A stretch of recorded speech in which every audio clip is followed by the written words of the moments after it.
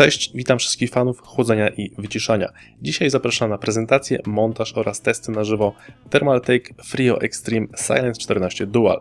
Dość przydługa nazwa, przyznam szczerze, ale kto wie, być może warto ją zapamiętać. Zapraszam. Cooler ten dostarczany jest w dość sporym opakowaniu, jak to zresztą przystało na sporą konstrukcję typu Twin Tower. Dołączane akcesoria wydają się nieco bardziej rozbudowane aniżeli standardowe. Poza pastą termoprzewodzącą, instrukcjami montażu i montażami dla platformy AMD i Intel otrzymujemy tutaj oczywiście dwa wentylatory typu 140 mm oraz adaptery do redukcji obrotów tych wentylatorów. Bez zamontowanych wentylatorów chłodzenie ma 159 mm wysokości, 145 mm szerokości oraz 122 mm długości aka grubości. Sam radiator to oczywiście, jak wspomniałem, Twin Tower. Mamy tutaj dość charakterystycznie poprzekładane aluminiowe żeberka. W obrębie tej konstrukcji widzimy również 6 inkowanych heatpipe'ów oraz ładnie wykończoną tzw. klasyczną podstawę.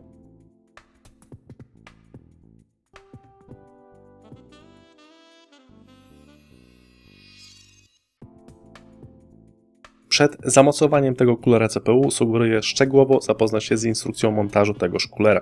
Można bowiem to chłodzenie zamontować tak, że niezbyt mocno będzie przylegać do procesora, a wiadomo, odbić się to później może na wydajności.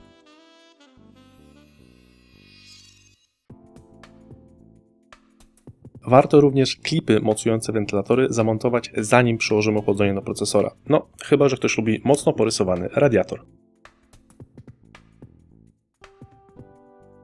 Summa summarum, montaż tego chłodzenia jest zaawansowany, sugeruje montaż tego coolera oczywiście poza obudową, ponadto może on stanowić wyzwanie dla mniej wprawnego użytkownika. Oczywiście jak cooler jest poprawnie zamontowany, to docisk do procesora jest bardzo dobry, co widać na powyższym obrazku. Jak w przypadku praktycznie każdego Twin Towera mamy tutaj przesunięte banki pamięci RAM. W przypadku coolera od Thermaltake mamy przesunięte wszystkie banki pamięci RAM. Mało tego, nawet jeśli zastosujemy tutaj pamięci RAM z tak zwanymi standardowymi edytorami, to i tak przedni wentylator musimy tutaj mocno podnieść, co jak wiadomo odbije się negatywnie na wysokości tego chłodzenia. Chłodzenia tego typu już w założeniu przeznaczone są do mocnego overclockingu procesorów. Postanowiliśmy zatem przetestować jego wydajność na procesorze Intel Core i5 2500K podkręconym do 4,5 GHz. Procesor ten osadzony był na płycie głównej Asus P8 Z68V Pro, napędzał to wszystko zasilacz Silentium PC Deus G1600, a zmontowane to było w obrębie obudowy Silentium PC Gladius X60 Pure Black. Jeśli chodzi o kulturę pracy dołączonych tutaj wentylatorów, to przy swoich maksymalnych obrotach faktycznie są one bardzo ciche.